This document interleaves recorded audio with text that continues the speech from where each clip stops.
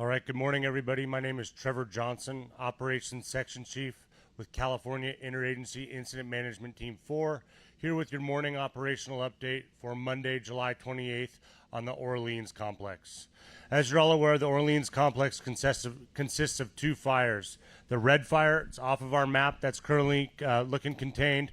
We've begun our suppression repair needs up there. That means any actions that we took during suppression of the fire, we want to clean that up and return the landscape to its natural state. So resources will be out there on the red fire today, continuing to secure those lines and then returning the fire through fire suppression repair.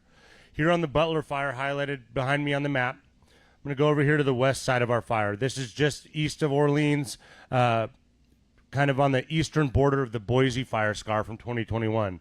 These divisions out here are all looking really good. We're validating these lines every day with our infrared technology. So a plane comes up every night, flies over the fire, and we're able to download that data. And then we assess and see if there's any threats to our containment lines. Those lines are all currently holding and secure. This is super rugged in here, so we're not putting folks in there right now. But again, we're feeling very confident with where the fire's at and the fuel types that are in there. That continues all the way up north here. Fire's looking good all the way around the northwest corner of the fire out towards Butler Flat. You can see the black line on the map there. That's part of our containment lines along forks of the Salmon Road. We're confident in that, and we'll continue to have resources in there through the coming days. As we will work south down the forks of the Salmon Road, again, looking secure. We have resources out here. They're falling hazard trees, pushing rocks out of the road, and doing everything possible to expedite reopening of the forks of the Salmon Road.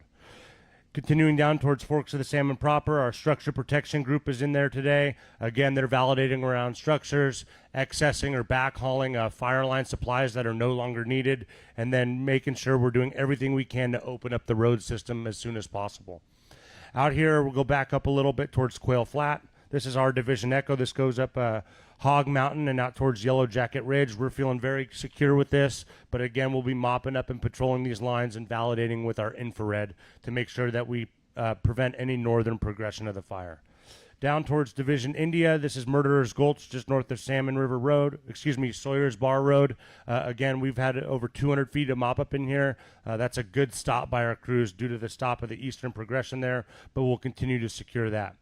Sawyer's Bar Road, working back down south towards Cecilville Road, again, pushing trees out of the road after they come down, falling hazard trees or fire-weakened trees, and making sure we're doing everything we can to open up that road system. As we continue south, now we're on Cecilville Road on the south fork of the Salmon River. Again, crews are in here. This is probably our most hazardous area of the road. We've covered that before with you. Just making sure that that road system's not going to be impacted anymore, and then mopping up and securing our edge of the fire. This is Know Nothing Creek, or a corner down here, our southeastern corner of the fire in Know Nothing. Crews are out here validating these lines, securing them, cutting out unburned pockets of fuel, and securing everything out towards drop point 56. Out here is kind of our priority, or kind of a difficult area for us to access. So we're putting a lot of thought, a lot of priority in the developing plans for this area. This is out towards the west. Again, we're aided by the red salmon scar of 2024. But again, we're looking to secure all this out to these drop points. So we're building direct fire line all the way out here towards Lunch Creek and Horn Creek, and then in Nordheimer proper. The fire's not giving us a ton of opportunity to go direct in here, right along the fire's edge. It's super steep ground, super rocky. It's cliffed out in many areas, and so we're working with our IHCs and our division supervisor out here to develop the right plan in here.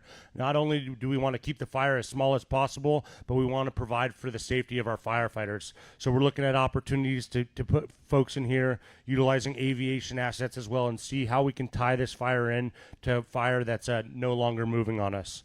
While we're doing that, we're developing backup plans as well if we're unable to do this. So crews are out here. They're securing these lines out towards drop point 56 and 53. These are old fire lines that we're just reopening. Should anything happen, that we do have a plan in place, and that would come around here back towards the bottom. But again, this fuel type in here isn't super conducive to fire movement. We're having our fire behavior analysts do projections and modeling in here. This is all from just 5 years ago in the red salmon fire, so not a ton of potential for a large, rapid growth of fire to the south. But again, we want to have a plan in place. We also have resources out here today securing additional containment lines, secondary lines, should anything that we don't expect or anticipate happening. We're securing out towards Godfrey Ranch, doing structure prep, securing sprinkler systems, making sure they're working properly, and brushing these road systems as well as chipping them to make sure that we've opened up all appropriate access and egress. Overall on the fire, our evacuation notices stay the same. We're working tirelessly to change those statuses. That's why we've focused a large priority of our resources on opening the road systems. We, again, have a lot of good resources out there willing to do the good work out there. They'll keep to do so. We also have earmarked resources should an initial attack incident develop in the area with our cooperators, with the CAL FIRE, SKU, the Six Rivers, or with the Klamath National Forest have a need for additional resources due to the recent lightning. We'll be able to respond and assist those folks. With that, that's your operational update. Have a good day.